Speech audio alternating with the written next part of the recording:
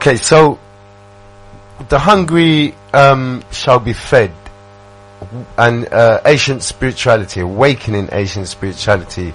So in a sense, you're feeding from this book, we're feeding ourselves with the divine knowledge of ourselves, you know, the cosmic knowledge of ourselves. That's and right. How that plays out in a society, in this realm, in this dimension, in this physical world. That's you right. know, that we experience right now.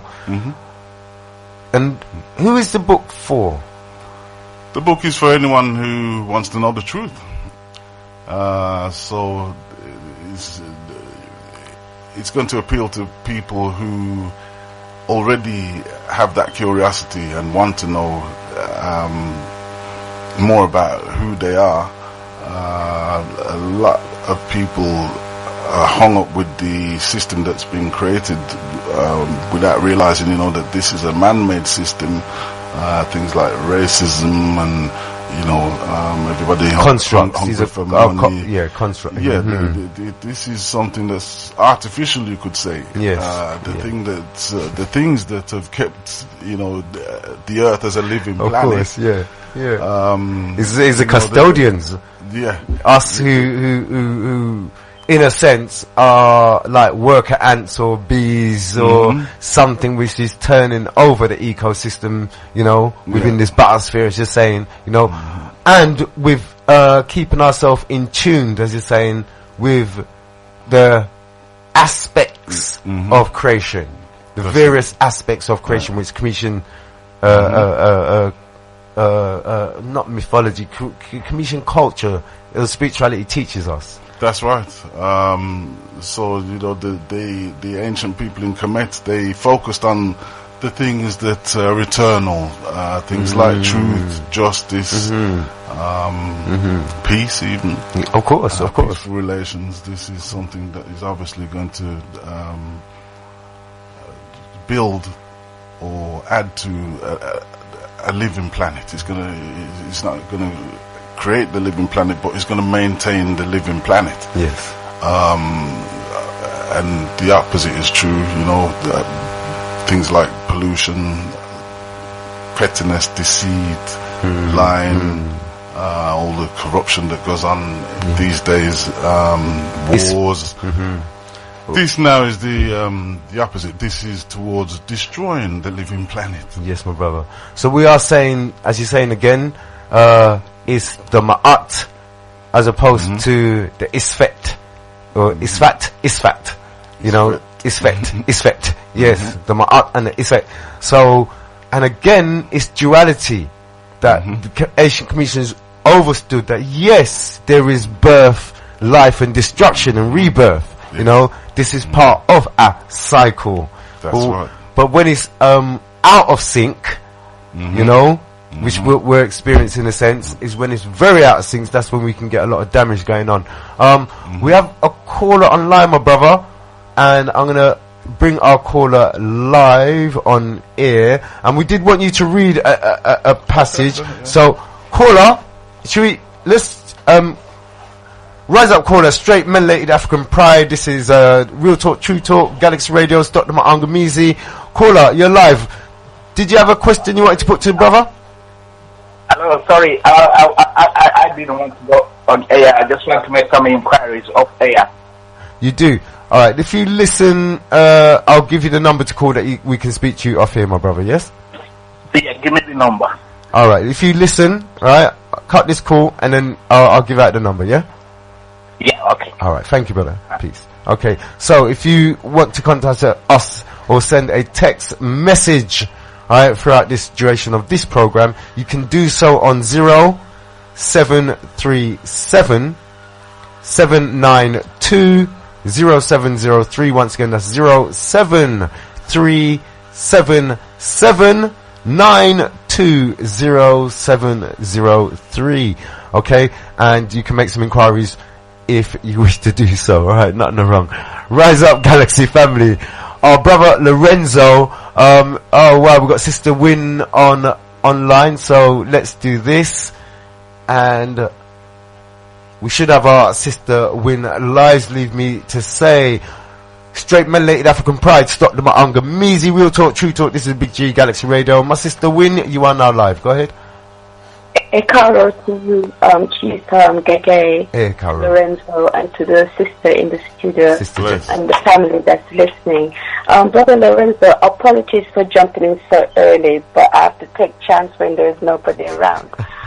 Just to say that I ordered the book just same time I heard you, and I'm waiting delivery. Wow. And I thank you so much for letting us know and confirming to me, importantly, because you're speaking and I'm realizing how much I have grown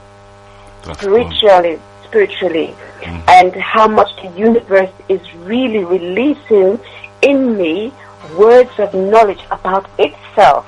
And it's as though you're being used to say when you're on the right path. And I thank you so much for making us know that nature balances her account. That's right. And I think I said it last week, and if I didn't, I apologize for assuming that I did.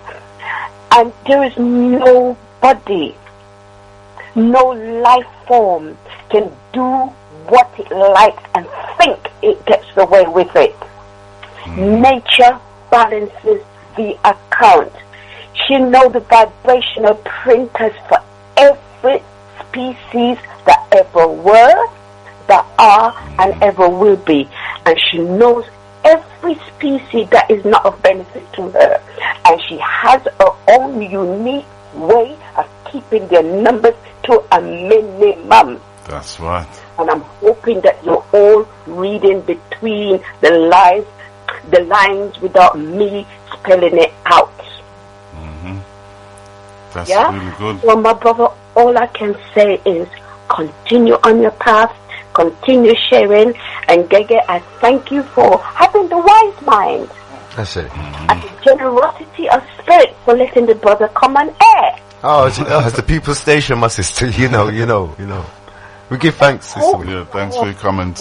That's very encouraging.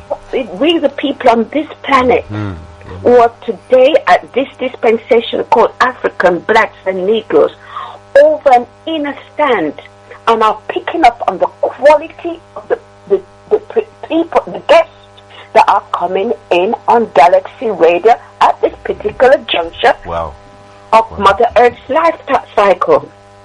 There is a reason, because if we accept that we were the first people, then believe me, as we are custodians of Mother Earth, we have a responsibility. And all these persons that are coming to Galaxy recently, they're not just coming for show. The ancestors are shouting their trumpets, and you've all been reading about your trumpets, but you're not understanding it. Yeah, bang. So, my brother, keep on keeping on, and I thank you very much again for being part of my soul group in this day. Blessed love. You're welcome. Thank you for that. Beautiful, beautiful. Give thanks, Sister Win. Rise up. Well, bit of hugs are going on in the studio. Look at you started now, Sister Win. A bit of hugs are going on in the studio. Rise up, Lorenzo. Rise up, my brother. Well, if you can see my brother's face, then that says it all. As we say,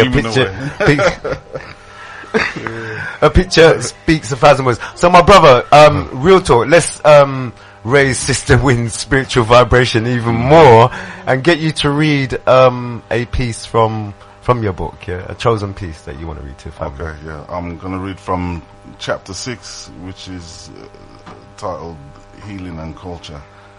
Okay, what page does that start? That's page 112. I haven't gotten that far, you see. I'm on chapter 5. You're getting there. Okay.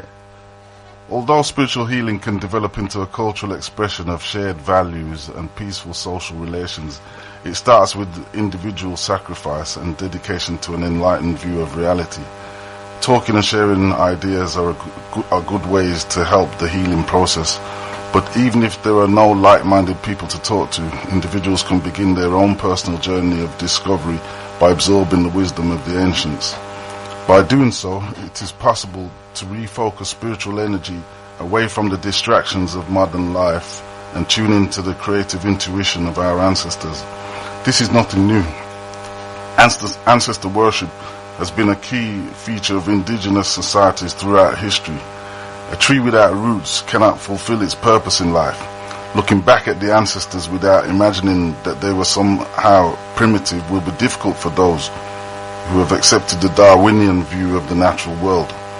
But a man who takes a fish as his distant ancestor is not likely to understand how human ancestors can guide their spiritual development, as we have seen. Rather than being primitive, these ancient ancestors were well advanced because they were in tune with the natural forces that governed the earth. What they left behind in Africa was a blueprint for how human society can develop according to natural laws. The last chapter looks at the consequences of ignoring those natural laws. The modern world has steadily drifted away from the spiritual alignment that is needed to restore the equilibrium, which means that urgent steps will have to be taken to recreate the basic understanding of ancient societies. Their approach to living sustainably within their environment was innovative and unique. It gave millions of people a strong sense of identity that was compatible with the harmonious development of the Earth system. Rather than only ever being preoccupied with their own personal advancement, ancient people took time to preserve the natural systems that sustain all living things. To do this, they had to remain humble, so that the power of man would not ever be used to challenge the power of nature. Just like in some old Tom and Jerry cartoon, the big arrogant cat can never actually prevail over the poor humble mouse. Even when it looks as if it will finally succeed, the plan always backfires and leaves him right where he started. So there's always hope among those who know that the power of nature will never be defeated by the evil intentions of a minority of the human population. Attempts to buy up and own the earth's resources are in breach of the laws of Ma'at, which counsel against trying to steal what belongs to the gods. Confession 38. Such greed has characterized the development of modern societies for the past few hundred years. As we will see in the final chapter, this pattern of growth has destabilized the entire system and threatens to disrupt the progress of future generations. Survivors will need to understand how to counter this selfish approach with a deeper understanding of our true relationship to the forces of nature that really determine our chances of survival. The ideal conditions for spiritual healing and growth are therefore within our reach when we consciously turn away from such things as false religion, unnatural materialistic attitudes, warmongering, lies, and so on. Shall I go on? Wow. It's, I like your reading, man. I was all comfortable, man. Like, keep going. No, beautiful. You know what I'd like you to do is go to page 6 of your book. Page 6. Yeah. And the halfway down, the dual approach to learning, yes, has been a deliberate attempt to be at one with the Creator. Yeah, just that piece, because when I marked it and I read it and I was like, wow. I want to hear you read it, sure. And then just explain that bit to us, please. Okay.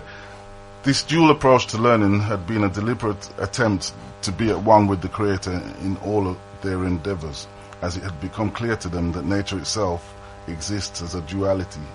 Concentrating on complex scientific studies would have been meaningless to them if there had been no spiritual element, as it had always been the goal of their science to draw humanity closer to Amen. They recognized this duality in the symmetry of their own bodies and studied it diligently in their temples of learning, which the Greeks referred to as mystery schools. Here they learned as much about the physical body in relation to the unseen or conscious aspect of being alive as about hard science, biology, geometry, physics, mathematics, and so on. They aimed for a balanced alignment of these two aspects of being. Bathed in the light of their collective consciousness, these ancient people did all they could to steer humanity in the direction of righteousness and truth, because they understood that these same concepts are an essential part of nature's overall design. Wow, brother, wow. You know what I mean? Yeah, you talk. Go ahead. That ties up with what we were speaking about earlier, when we were saying about how the ancient people in Kemet, totally focused on the natural aspects of reality that don't go away. They're eternal. This is really what that passage is getting at. And at the end of the day, one of the things that you can't get away from is the fact that there is a duality. We all have that. We all experience that. There's an internal you, and obviously there's your physical body. So a spiritual you and a physical body. Both of them at the same time. It's nature's magic. Wow. It's not one or the other. Both at the same time. Now we thank you for that. We do have another caller online once again, so we're gonna take this call. And leads me to say, real talk, true talk, stop the Maangamizi talk, straight melanated African pride talk. Rise up, caller. This is the Big G Galaxy Radio. You're now live. Go ahead. Morning. Good morning. Hey, Carol. It's Brother Aston here. Brother Aston, rise up to you. Black Father Support Group. Yeah, man. Good to have you listening. I'm gonna say, you know what, your guest, remind me of your name, my brother. I'm sorry. Lorenzo. I missed it. Lorenzo. As in the oil. Yes. You see that? Life giving life, you know? Sorry, what was that? Say that, you know what? I'm an avid listener of Galaxy, along also being a presenter with the Black Father Support Group. What you're sharing with me tonight, it has been like a journey that I've been on personally for quite a few years now, right? As a base of spiritual underpinning of what I'm looking to find in my own journey of discovery, right? And I'm so happy that you have been able to put this into words of your descriptive nature of your journey as well, you know? So I commend you for that. Thank you. One of the things I'm going to say to you is that within the first 5 minutes, and the thing is that you know real when it's real, okay? And the realness of it is that you transformed me right back to all my journeys that I've taken to the right? You awakened my spiritual element, that's fantastic, right? From the beginning, right? And I know so that if I was to ever meet you, right, there would be a connectivity straight there. Okay. You understand? Yeah, that's understand? Well, Brother Aston. Yeah. You've just opened up an invitation to invite Brother Lorenzo to Black Father Support Group, haven't you? Listen, I am looking to formulate a program, a series of programs, right, associated around black men and spirituality. Oh, that's interesting. Yes. You understand? Well, because and you touched on it. You touched on it, and in many ways the callers have as well. Because I feel that one of the elements of us underperforming, right, has been the fact that we have put aside we've allowed our spirituality to die within us, right? If we know, and we practice on a regular basis our awakenings, right, our purposeful objectivity towards spirituality, right, in the elements of not necessarily in ancient ways, but towards our modern way of living, right, we would move so much more forward, right? We would be on the level that we would become the people that the system would be in fear of because of our powers that we have, right? And the thing is that I say this, right, and I know that a lot of individuals who possibly listening would be saying, "What the hell is he talking about?" The thing is that we have the abilities within us if we practice them. That's right. In reality, you know, there wouldn't be anything for anyone to be in fear of, because the philosophy of the ancients is towards, you know, making things better for everyone. So it's not a Share, political share, battle. share, You know, share, we're not share. trying to Real talk. destroy anything apart from the forces that are trying to destroy Yes. the living planet. Well, share, brother. the thing is that I use for the material that I use of my work, right, is based on the what do you call it? The Soraset books there by Ra Nefer. Amen. Yes. Okay. Now, Rotten as I use any material that I come across, right, it is obviously that author's interpretation, right, and then you do your research and then see how it fits with you. Right? Do not. I always emphasize: do not personally take what that author has written, right, as being the thing that you need for yourself. Because like everybody has a different taste in different foods, right? We need different things and different elements for our own personal evolvement. That's right. Right? So therefore, at the same time, I was